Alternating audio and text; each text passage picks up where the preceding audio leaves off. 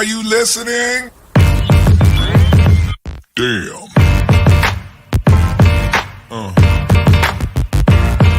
Yeah.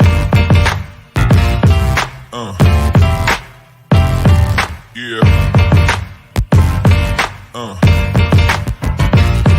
Yeah.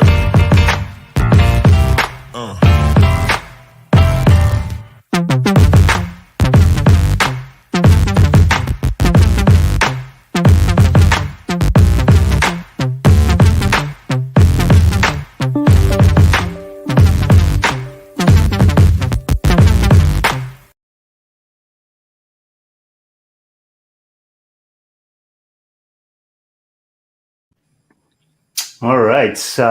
Welcome to a brand new episode number 5 of The Critics. Hal, Adam, Bryce, how are you all doing today? Great.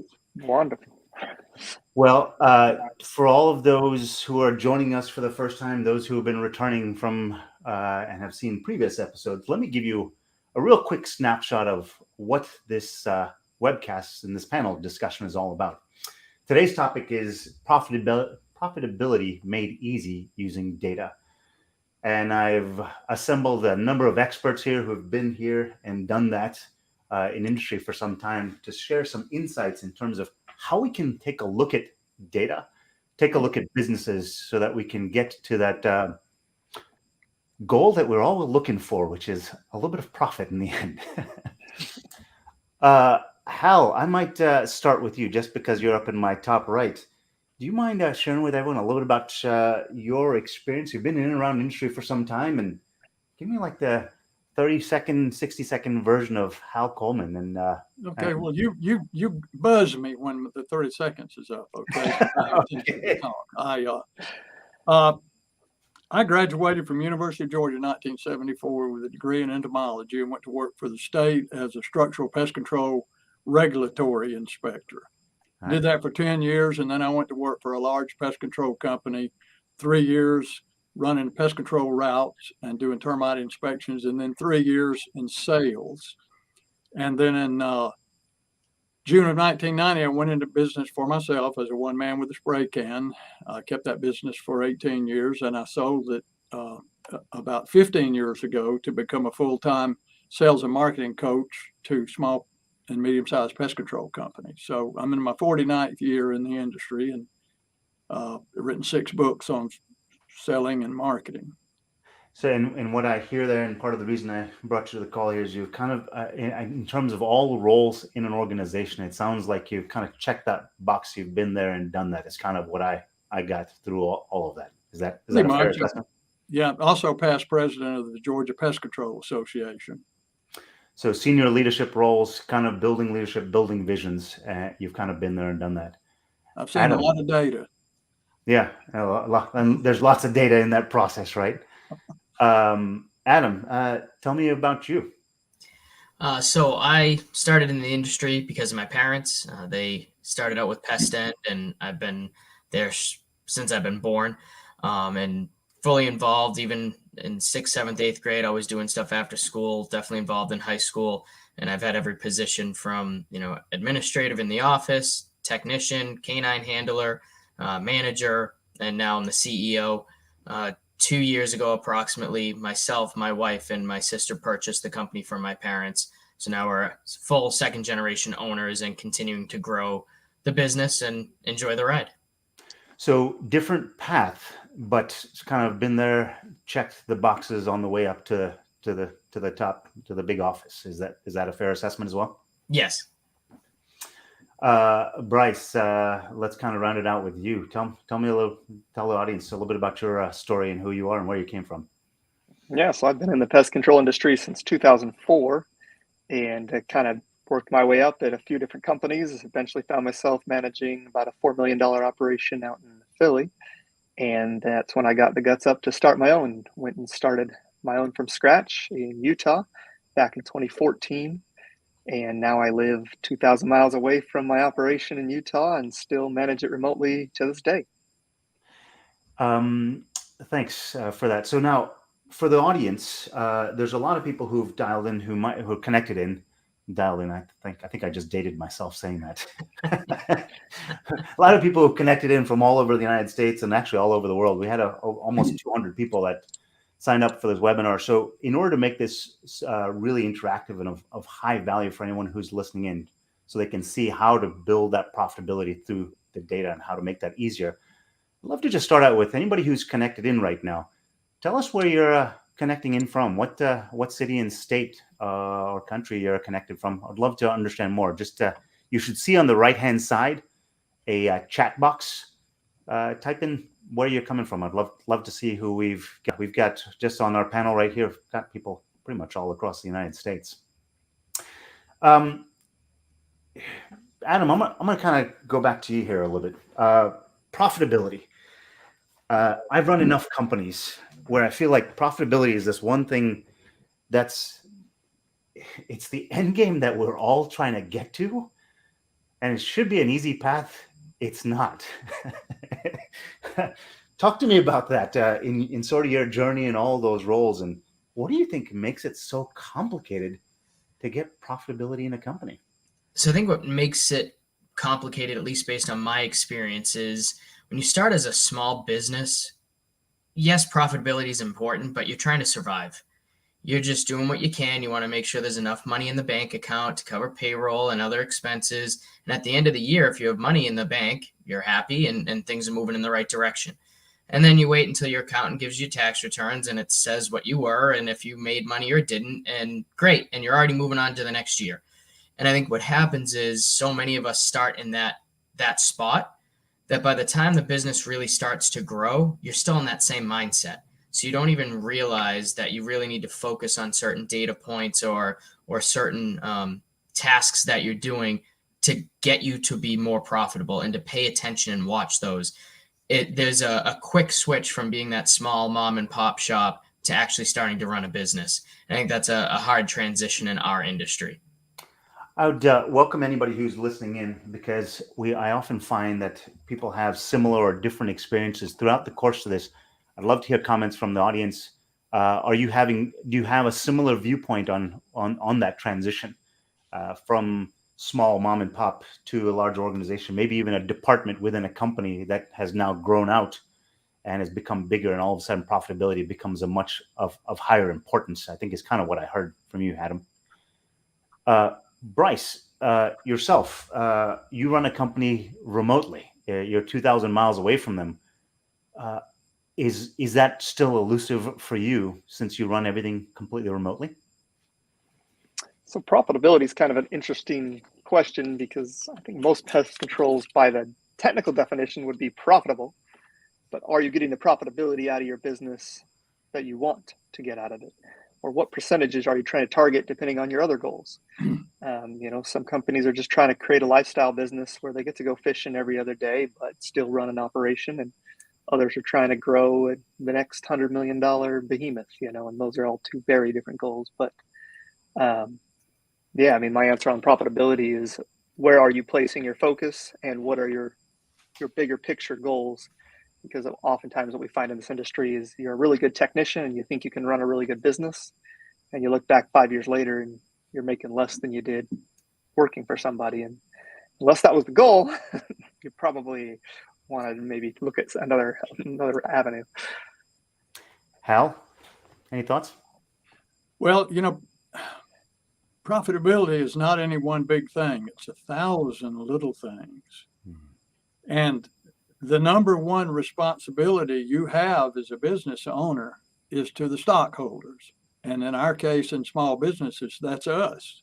So that's where the number one responsibility lies, is, are we making a profit?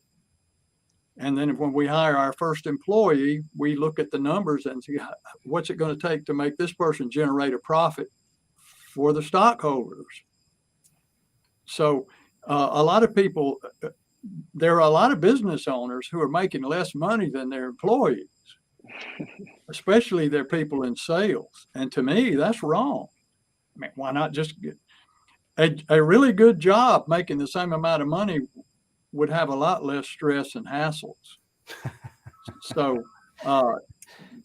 people tend to lose sight of the fact that my number one responsibility is to stockholders. And, Yeah. and in our case, that is us. And that's where profitability begins. If we're generating a profit, we can put some of that back into the company. We can put some of that away for retirement. We can use it to finance growth, to finance, an employee's salary, whatever. But yeah, it starts with the first person, and that is us. So I'd like to make a little bit of a transition here because the focus of this episode was to talk about data and how that can make that pathway to profitability easier. So I want to share my screen here, and with the specific purpose that we can start to look at some scenarios and start to tease out, if you can look at the data that exists in your organization, how can you tease out where what you're leaving on the table as far as that profitability, and maybe to your point, what are those different 1,000 points that you can take a look and pay attention to so that you can see that profitability come in the door so you can finally go to Disney World with your kids if that's what you're aiming to do, right? Give me a moment here. Let's share the screen. Can you all see what I have on screen here? Yes. All right. So I want to talk about this pathway first, just to kind of set the stage for what we're going to be looking at. In my view of the world, profitability occurs in 3 steps. The first and foremost is this foundation of recruiting and retention. If you don't have the right people in the right seats, profitability is a distant dream at best. Because once they start to have clarity in what they're doing in that role, that leads to productivity. They can start to produce more of what they're trying to do. And this recruiting and retention is a huge and hot topic right now for, I think, pretty much every market that I've heard of in recent history, in the last 2-3 years, for sure. But once you have this productivity level, they're starting to produce, they're starting to do in that role because you've got the right people in those roles, the right skills, soft skills, hard skills, is they start building outcomes that the company wants, which is what I believe is that profitability, right? They do a service, they provide that product that creates something that a customer is going to say, yep, and I'll pay for that. And that's the profitability, ultimately that pathway to profitability. And what I want to do is, let's hold for a second here. Let's assume that recruiting and retention is done and that people are producing in their roles. How do we take a look at this profitability and just start to see what is happening so we can decipher this whole thing? So I want to give you an example of a potential employee at a company. We call her Sally, and you will see that we've taken all this data and we scored Sally based on how she's doing compared to the average person in this role. This is let's call this a technician role. This person, the average technician, has got a 53 out of 100. That's how they're performing. That's the average. And Sally, in this case, has got a 37 out of that 50 versus a 53. So doing a little less than the average person. And here's how we're looking at this person. And I want to read this off, and I'd love to hear from you all what you're seeing here and how ultimately this can lead to profitability. So this is all data-based. And consider that the outside edge here of this graph is all 100%. They're getting an A+ on the test, right? Anything less than that means that there's room for improvement. This dark gray area is that average employee that's getting that 53, and this blue area is Sally. You can see on driver behavior, she's got a 35 out of 100. Efficiency as a technician, she's 25. Her net promoter score is fantastic, doing much better than average with an 85. And her tech referral, how many jobs she's referring back to the office compared to the average person, is a 5, significantly less than average. Bryce, I'll start with you. What are you seeing here? What pops into mind when you see this? Because this is all based on data. What comes to mind for you as a business owner?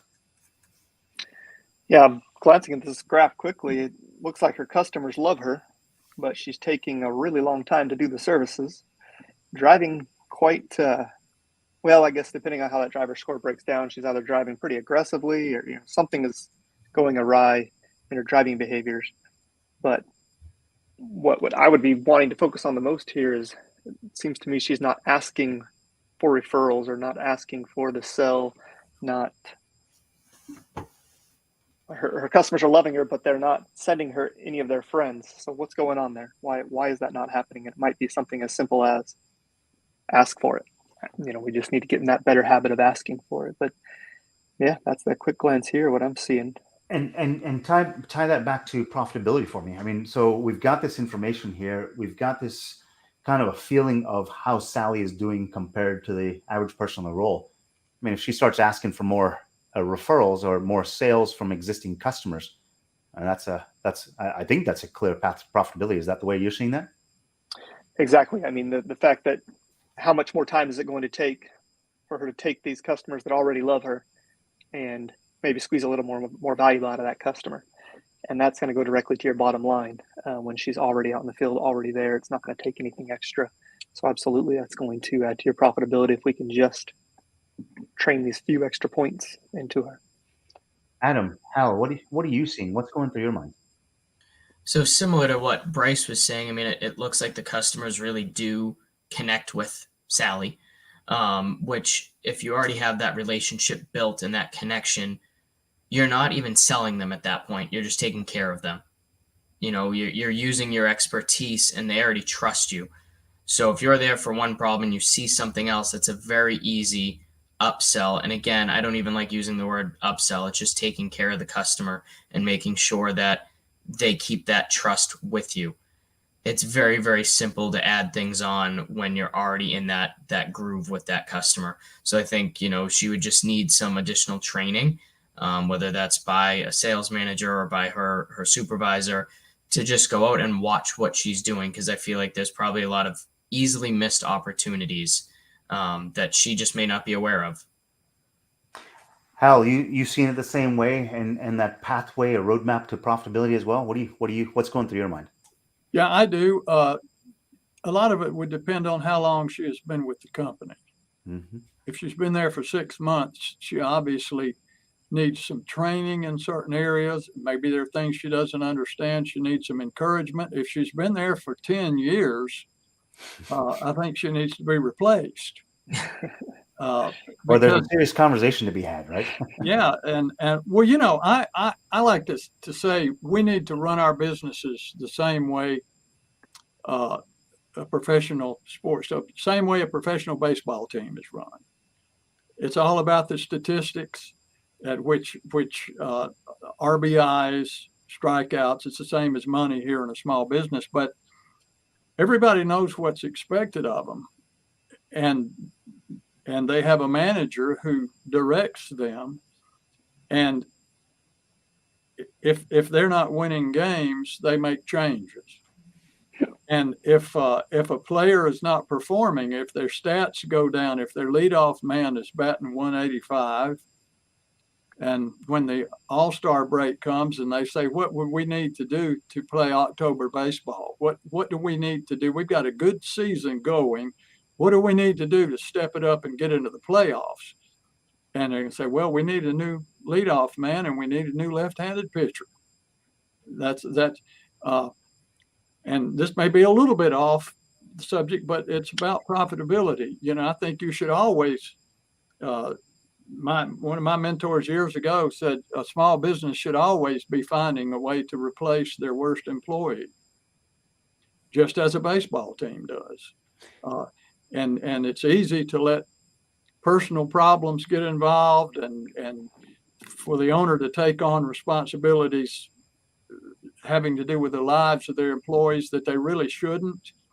And that can really affect, because it can allow us to keep Sally on the payroll for years because Sally has this problem or Sally has this problem, or once Sally came in the middle of the night and bailed me out of jail, and I'll never forget that, or whatever. But there are a lot of Sallys out there working for a lot of companies that have been there with the company forever, and they're just leeching the profitability out of that company.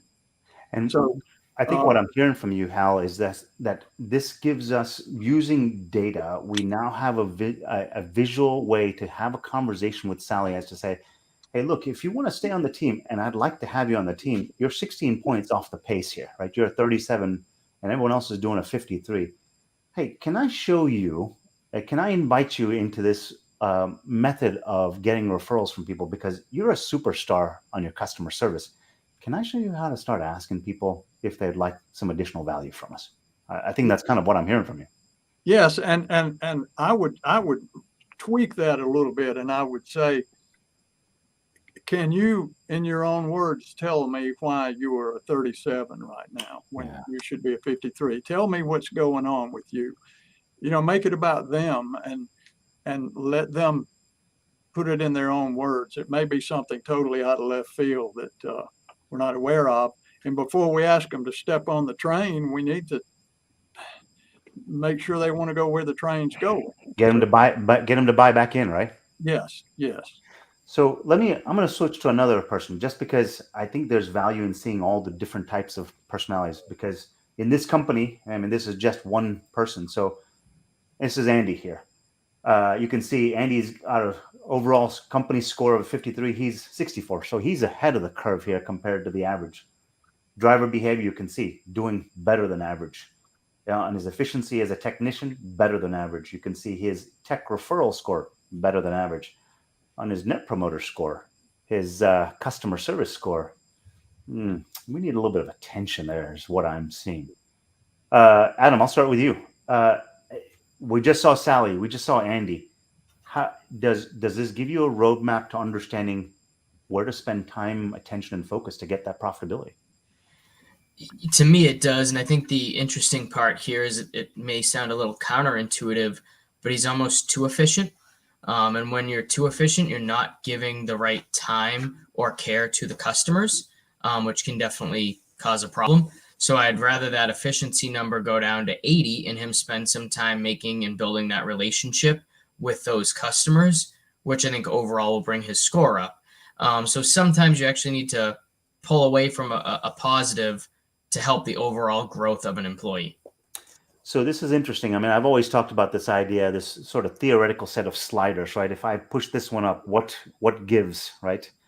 I mean, if I start to push somewhere, something else is gonna break. And I think that's a little bit of what I'm hearing from you. Absolutely. Is this idea that, hey, I'm willing to give up a little bit of efficiency if I get higher customer satisfaction, because to you as an owner of a company, that actually aligns more with maybe the culture or what you believe in as the owner. Did I hear that right? Absolutely. Bryce, you're shaking your head. You're agreeing with that. Yeah, I mean, I think we've all had this technician that, at least in my experience, flies through the day, gets all the stops done, even has a great reservice rate. He's not having issues per se on his route, but his customers, not that they don't like him, they don't know him. He's moving too fast. He's just flying through that day. And something I drill into my guys constantly is, we are a customer service company that just happens to do pest control, period. You can be the best bug killer in the world, but if your customers don't love you, they're going to leave you for someone else. And at the end of the day, if you don't have customers, you don't have a job. So for all those listening in, I'd love to hear, we actually talked about Sally already. We're looking at Andy here now. Do you all see the same story playing out? Or are you seeing something else that Adam, Bryce have already commented on that's slightly different than what they've said? Are you seeing a different story here? And Hal, I want to kind of circle back to you. Same story for you? You seeing a different story? Is there something that you would tweak in terms of how you read this? No, I agree. I mean, and the thought that keeps going through my mind, I may be overanalyzing a little bit here, but is the customers don't like the guy. And this is an oversimplification, but no matter how good he is at the technical end of pest control, if he can take one tube of bait and kill 3 houses worth of cockroaches, if he can't put a smile and a warm, fuzzy feeling inside the customer and on their face, that's a big problem, because this is all about relationships. It really is. It's not about dead bugs. Dead bugs can get you in the door, but dead bugs can't keep you there. That's just the foot in the door. And you want to become a family member. You want to be their dog's best friend. You want to know their kids by name and ask how they're doing, how Susie's doing in college, and how Bob did on his first baseball game last night. And when that happens, and you become that trusted friend and confidant, then they will overlook live bugs. They really will. They will forgive you for a lot of things. And it says, I think I'm going to get rid of the pest control guy because I'm seeing too many bugs. No, you can't. Fluffy would die if he didn't come back over here. And so my question I got around to is, why did they hire this guy? Certainly they had interviews with him, and if they found that he was not a good communicator, or walked around with a constant look on his face like he smelled cat poop and he couldn't figure out where it was coming from, then I always tell my client, always hire for personality, because you can teach anybody how to kill bugs. It's not brain surgery, but you can't teach personality. You can't turn an introvert into an extrovert. You can't turn an old grump into a softie. Well, that's not the business we're in, really. So hire for personality, and we can teach them everything else. So going back to that analogy you made about the sports team, baseball team here, right? You've got this person who can knock it out of the park every single time you put them up plate, but man, they piss the fans off every single time they talk to them. You're like, look, you're killing it out in the field, but you're killing the team on the field as well. And I think what I'm hearing from you is, look, here's an opportunity for you to say, hey, look, if I need you to toe, to some degree, I need you to toe the company line. I need you all to get aligned so that you support the team, the company in the best way possible. So I want to flip to one more person, and I'd like to ask anybody who's listening in, and I know people will catch this on the replay as well. So for all those in the replay, thanks for listening in. I'd love to hear your comments as well. We'll get back to you and get you in touch with the folks here on the panel if there's a specific question that you have for them. I'd like to go talk to look at one more person here, and the reason why is because I want to go a little deeper with Jeff here. We're going to take a look at Jeff. Jeff is a person here, and it's really interesting what you said earlier, Hal, that it kind of matters how long Jeff has been on board here, right? If Jeff's been on board for 2 weeks, that's one story. But if Jeff's been there for 8 years, that's a completely different kind of story. So we see here, Jeff has got an overall score of a 36. Driver behavior, below average. Efficiency, below average. Customer service score, below average. And tech referral, well below average. Hal, let me start with you because I started with everyone else first. What are you hearing here? Talk to me in terms of profitability. How do you protect profitability by being able to see this stuff? Well, my first thing would be to have a conversation with Jeff and show Jeff the numbers that you just showed us and say, what's going on here, Jeff? And in the beginning, you see, we as small business owners, especially in blue collar industries like pest control, we're blue collar guys. We're hardworking, salt of the earth, honest, customer service oriented people. We have a tendency to not be data people or digital people. So we have a tendency to work off of the cuff. So I would have a conversation with him, but maybe the real problem lies in the hiring process when, Jeff, we're going to hire you and here's our scorecard, and we're going to expect you to perform at least a 53. And at the end of 90 days, if you're performing at a 36, that'll be the end of your probation period. And if you have any issues or any problems at all, if there's anything you don't understand, I'm here for you. Day in, day out, 24 hours a day, 7 days a week. Call me on my phone if you're having an issue. I'm going to help you. I'm going to nurture you right up to this 53, because it all may come down to the fact that we've just made suggestions as to how we expect him to perform. We haven't given him a guideline and numbers that are etched in granite. In other words, this is not an option, Jeff, for you to either perform or not. We're not suggesting that you perform. Adam, how about you? Same approach you have a Jeff in your organization. Are you following that same path and that same sort of tack that Hal is, that you're going to say, hey, Jeff, you and I need to have a conversation here. What you slide this across them and say, hey, look, this is objective. This is unbiased. This is just what is. I'm not making this stuff up. I didn't come up with these, from an arbitrary place. This is just what is. What's going on here? Is that the way you start the conversation off? I think it goes again to what we were discussing earlier. How long's he been here? What's he been doing? If he's only been here for a month or whatever, I think that's more on his manager. Go out and see what's going on, because he may not even realize what he's doing to get these negative scores. Sometimes when you're in it, you don't know what you're doing wrong. And it depends how often are you running this. If he's been here for 10 years and for 10 years he's had a 53 and higher, and now all of a sudden this went down, okay, what changed? Why is there a difference here? Did something happen in your personal life? Or is this a big red flag that he's ready to leave and he's checked out? This one's a little bit more difficult because you can't really focus on one area. It's everything. Yeah. So something's off here. Something's wrong. Maybe you made a wrong hire, because even, we have core values. Yes, if he aligns with all of our core values, the NPS should definitely be higher. But the other parts of this could not really play into those roles that you wouldn't see. So if we hire properly and we go through all the right channels and this is still happening, we really need to spend some time in the beginning with him to figure out why. And again, if it's a longer person who's been here for years, this is a huge red flag to me that something has changed, whether it's, again, personally or professionally, and we need to pay very, very close attention if he's always been above and now shot right down.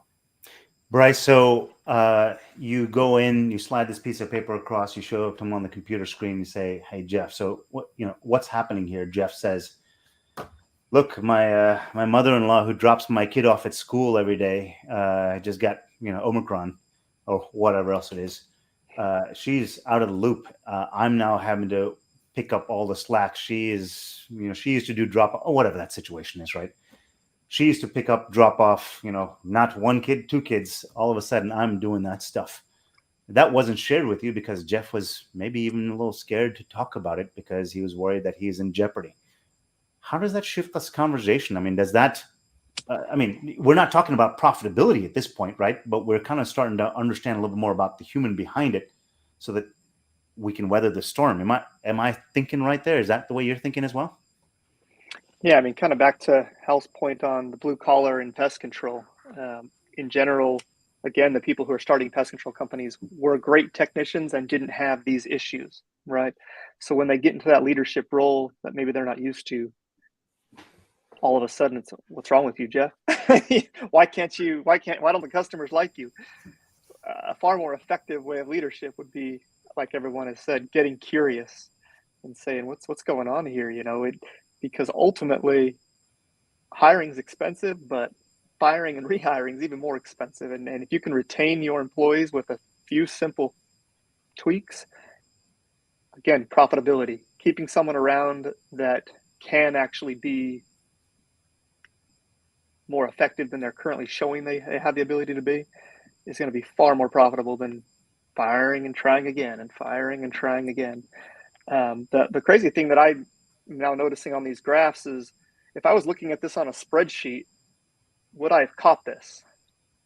Because really, when you look at it closer, it looks to me like he's average on driver's behavior. He's average on efficiency. So there's going to be other people in my organization that are well below average in those two areas. And depending on where my focus is in the company of what I'm focusing on that day, am I focusing on why people are heartbreaking so much? Or am I focusing on who's referring the most customers? This gives me this holistic view of the actual employee here to say, again, depending on the trend, wow, maybe there's something right here that all of a sudden his mother-in-law got sick and that was his whole world. And now we're creating a lifelong. Yeah, I think what I'm hearing from you is you can kind of get a gut sense of what's happening and what kind of questions to direct towards Jeff, as opposed to a spreadsheet where that may not come through.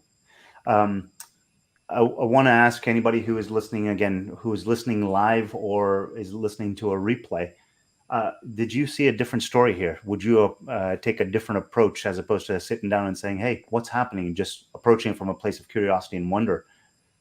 Is this somebody that you say, hey, look, we need to walk out the door today? Or is it I'd be kind of curious how you all see this and if you would take a different approach.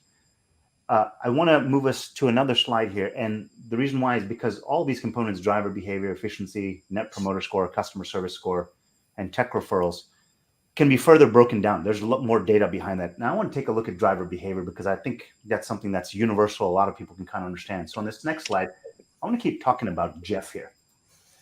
So we've gotten from a system that plugs into that little device. That little device that plugs into your vehicle that tells you where the vehicle is, the GPS unit. So this could be in any type of industry, any type of vehicle. And I apologize, it seems like this gray here is a little lighter here, but you can see overall company score in that role for driver behavior is a 58, and Jeff is a 57. You can see he's fantastic in terms of his behavior with regards to severe braking and severe acceleration. We don't need to worry about that with him. But with his hard acceleration, his harsh acceleration, hard braking, harsh braking, difference between hard and harsh are just thresholds of severity, right? Speeding events significantly below average. What do you all see here? I mean, we've walked through a number of these graphs in another way. What pops out at you all when you see this? What comes to mind? What is the story that's starting to emerge here for Jeff? Hal? Well, I'm old school. I would probably look at it as how many speeding tickets has he had, and does he keep his truck clean? That's where I would begin. Because it gets in. I would also say, look, Jeff, either grow a nice beard like Adam or shave. Okay. So, but I come from the background of, there can be too much data. And all of a sudden we're mired up in the data, trying to put all of these little pins in these little places, and they're bigger fish to fry. And so that's what I would look at, really. I would be unconcerned with his braking or his acceleration at stop signs, because how do you really measure that? He may be pulling out into a busy 6 lanes of traffic every morning and have to have a jackrabbit start every morning or he gets run over. And so I think that would be hard for me to wrap my arms around, is holding somebody accountable to this much data. It would be an overload for me. Adam, Bryce? So I think it's funny, if you go back, as Hal was saying, 15 years ago, we didn't have GPSs on our vehicles. So how did we track it? Speeding tickets and driving complaints that came into the office. And, you hoped the customer got the license plate or something that we could figure out who it was. Or the 1-800 bumper sticker, right? Right. Something like that. But what I find interesting about, these metrics themselves, if you didn't break it down even better, like you have in this slide, you'd look and say, well, it's a 57. He's pretty much right on average, not even something to look at. But when you dig a little deeper, you realize that the severe acceleration and braking totally throws off his actual numbers. If you took those out, he'd be well below the company average. So again, I don't, to me, depending on, how he's driving, what he's doing, accidents, all of that, I agree with Hal. You don't want to go overboard. I do think it is a discussion to have on some of these to figure out if there's something specific that's going on. Again, if you're driving in New York City or in Boston, it's completely different than, the back roads in a country where your driving is a lot easier. So you got to take that into consideration and be able to actually analyze the data and not just go off of the numbers themselves. But this driving score does make a big difference. I'm sure we've all been there when someone gets into an accident and that car is totaled. Hopefully and thankfully the person's okay, but it's a pain to now go find, especially today with the vehicle shortages.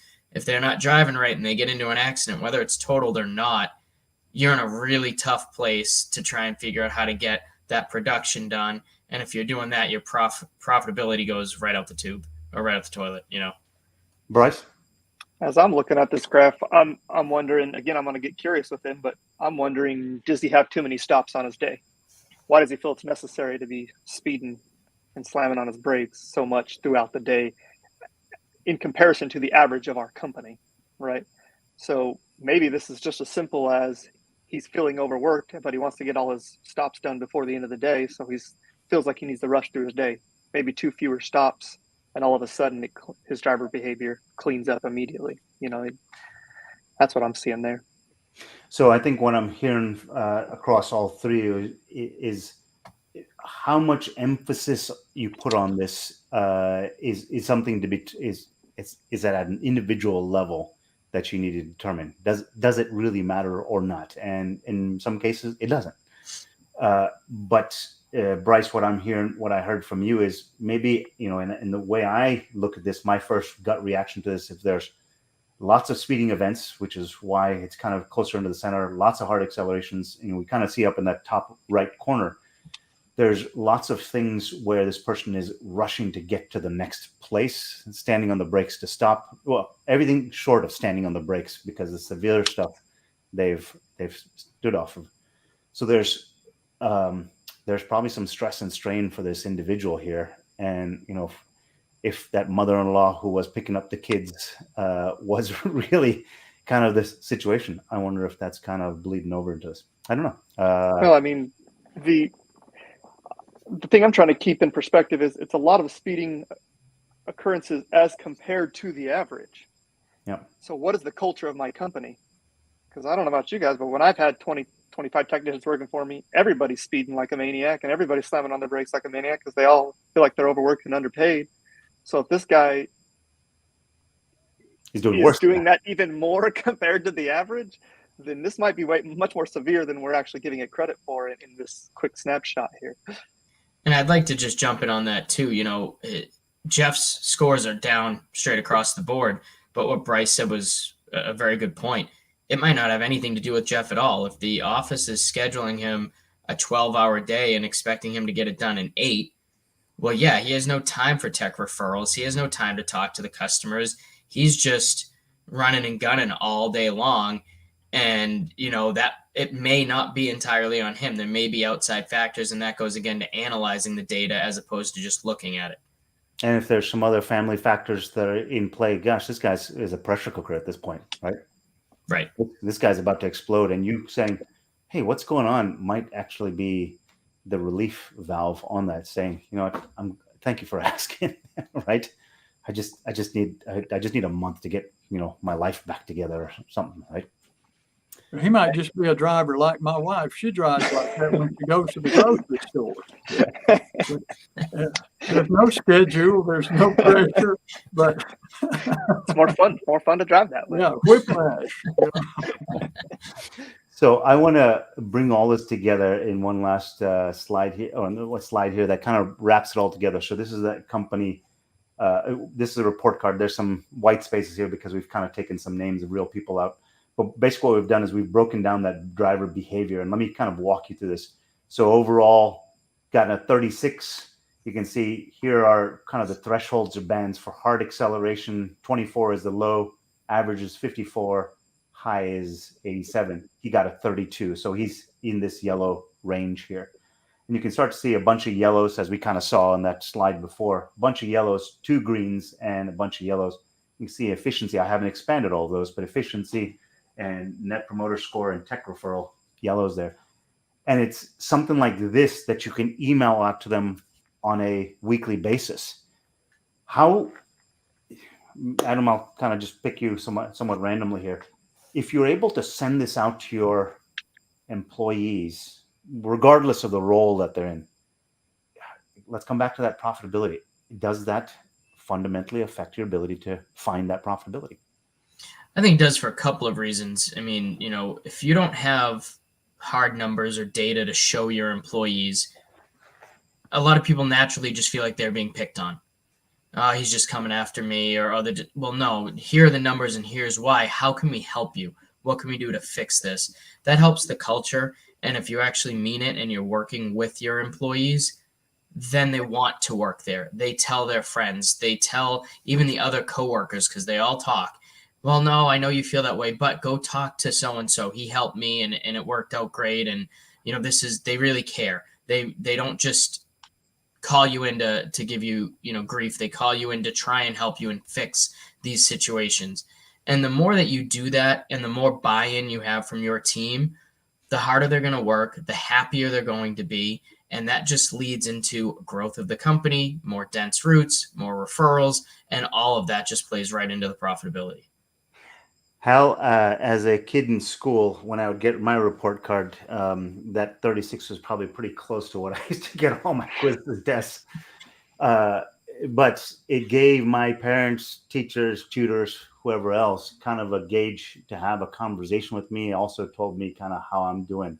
Is that the way you see this? Is that the utility to something like this? Yeah, I think you have to do two things. I think here again, I'm oversimplifying, but you have to sit down with Jeff and you have to show him these numbers and to say, is there anything that I can do to help you reach these? Because Jeff, getting up to 53 is not an option. It's a requirement to be on this team. And I want to get you there. You tell me what I can do to help you get there. But, there's the old saying that you can count the things that you hold accountable. And there has to be, and I don't use this word in a negative way. I'm going to use it in a positive way. There has to be ruthless management of these type things and accountability. Because if there's not, it goes back to the old broken window principle. You see a building that has a broken window, an abandoned building, and you drive by there, pretty soon there's 3 broken windows. And then the next week, all the windows are broken. So you have to avoid, this would be a broken window. And so it takes coaching and mentoring, but it also takes accountability. And people react in a strange way to ruthless managers. General Patton in World War II was a ruthless commander. And all of his soldiers said they would follow him to the gates of hell, because they knew he was going to lead them into victory. So they put up with and here again, I'm not trying to use ruthless as a bad thing, a negative or deceiving or dishonest thing, but it's people work harder and feel a lot more secure when they work for a ruthless manager. And you look at sports, some of the most outrageous, screaming, ruthless coaches were the ones that won, and the people were proud to say that they were on that guy's. I was on his team for years. He's the best coach that ever lived, So it's not all about being a nice guy. It's about the employees all knowing that you're holding everybody accountable, and you're holding their future in your hand and their profitability in your hand, and they want to know that you're going to manage their future ruthlessly also. So a word that actually hasn't been brought up, I don't think yet in this conversation, is this idea of culture, right? I mean, this shaded gray area where the average is, I mean, it's a little faint here.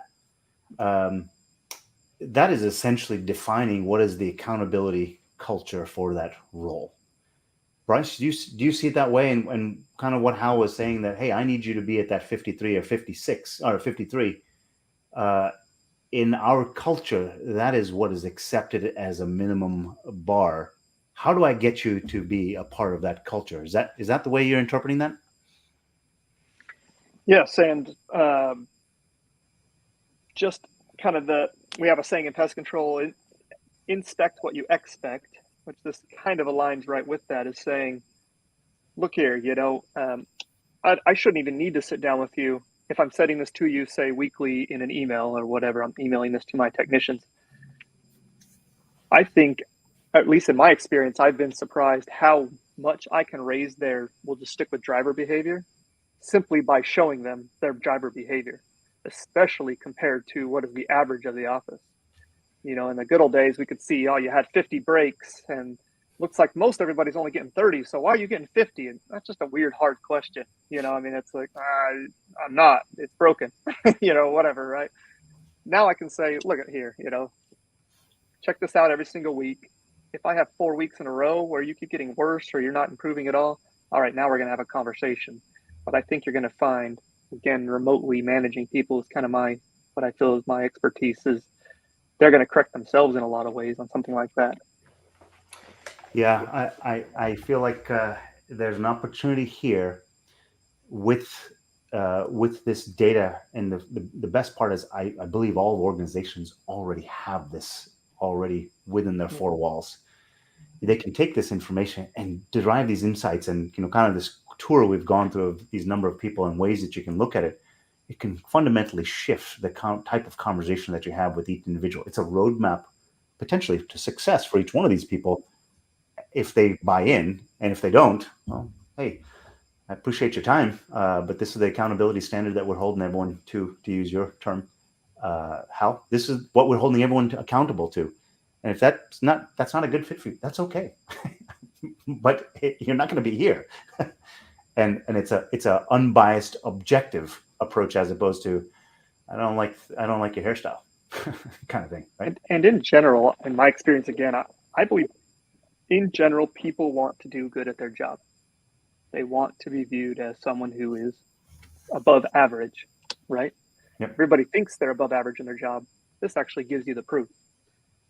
So if anybody who's listened in live or in the replays wants a copy of these slides as a PDF, just type in PDF in the comments and we'll send it to you. If you'd like to see some of this, get an analysis of your data that looks just like this, type in free analysis and we'll show you how you can go through that process. I want to stop screen sharing here because we've got a couple more minutes. We've kind of talked through a lot of things. The point of this conversation was trying to make profitability easier through data. Hal, I'll start with you. Do you feel like we've kind of answered that question a little bit? What are the questions? What are your thoughts or comments from what we've been doing for the last 50 some odd minutes? Well, I think we did well. I mean, data is a tool. It's a tool. And so the data does you no good if you don't use it. A tool does you no good to repair something if you don't use the tool. Yeah. And so data is a tool. It can be an extremely valuable tool if you use it. It's interesting. I've often found that people look at data as the place to find answers when it's exactly the opposite. Data is the place to start asking the questions. Right. You're supposed to push that button 10 times. You pushed it 8. Why did you push it 8? Right. And let them tell you. Adam, I see you nodding your head. What's going through your mind? Closing thoughts or comments? Yeah, I think we did answer some questions. I can tell you from personal experience, I think a lot of people don't use data because it seems overwhelming. You have it, but you don't know how to collect it properly. You don't know how to analyze it properly. You just don't know what to do with it. Start somewhere. Start with something. And if you get to a point where you feel like you have data and you don't know what to do with it, there's places or people like Vinay who can help you. There's so many resources to be able to start using some of this data to learn even just the most basic things. Again, you don't have to all of a sudden start tomorrow and have all the data that Google has. You're not going to be there. It's not going to happen. But start somewhere. Yeah. So I like to talk about this idea of the unleashing of the superhero. The Superman suit is right underneath that white shirt. Your Clark Kent. It's time to rip open the shirt and show Superman. And I like to make that analogy that data is you ripping that shirt open, right? All of a sudden, the Superman suit comes out, and the only thing that can keep you down is kryptonite, but the rest of the world is your oyster at that point. I don't know if that analogy worked, Superman and oysters, but that's where it went. Bryce, any thoughts on your side? Yeah, I mean, at this day and age, everyone's got a lot of data. That's for sure. It seems that you can pull it from all kinds of places. But at least for me, I've used these graphs a little bit in my company, and that's made a huge difference as far as making it actionable, quickly actionable, versus staring at a spreadsheet, getting blurry-eyed and hoping I figure out something in that mess that I'm staring at. And for me, it's been focusing on, like Adam was saying, find those 2, 3, maybe 4, but seems to be you focus on 3 things. That's about the max most people can focus on, and figure out what those three things are going to make your company most successful, or at least what your goals are within your culture and your company. And that's put you leaps and bounds above your competition. I always think about this idea of having, in all the companies that I've run, how many dark nights of the soul, that's what I call them, how many dark nights of the soul I've had, where I'm second guessing myself. Am I calling this right? Am I seeing it right? Do they have the right people? Am I going in the right direction? Am I leading them in the right direction? Did the market just shift on me and I have no idea? And all these things are constantly shifting and changing, and I don't know. Sometimes I'm just kind of paralysis by analysis. I'm sitting there trying to think of all that, and just having something that kind of gives me a roadmap as to, at Sally, I have this conversation. With Jeff, I have this conversation, and Andy, I have a different conversation. Just having that roadmap almost seems to give me a sense of peace as to, I know what I got to do tomorrow. And sometimes as a owner of a business, I wish someone would just tell me, Vinay, this is what you got to do today. Hal, Adam, Bryce, thank you for spending some time and sharing some of your perspectives and insights. To those who've listened in live, thank you for taking some time. I would love to hear any of your comments or thoughts throughout the course of this, or those who are watching the replay. Feel free to put comments in. I'd love to get answers or try to see if we can help clarify. But thank you for the time and attention today, everyone. And hopefully this was utilitarian. Thank you.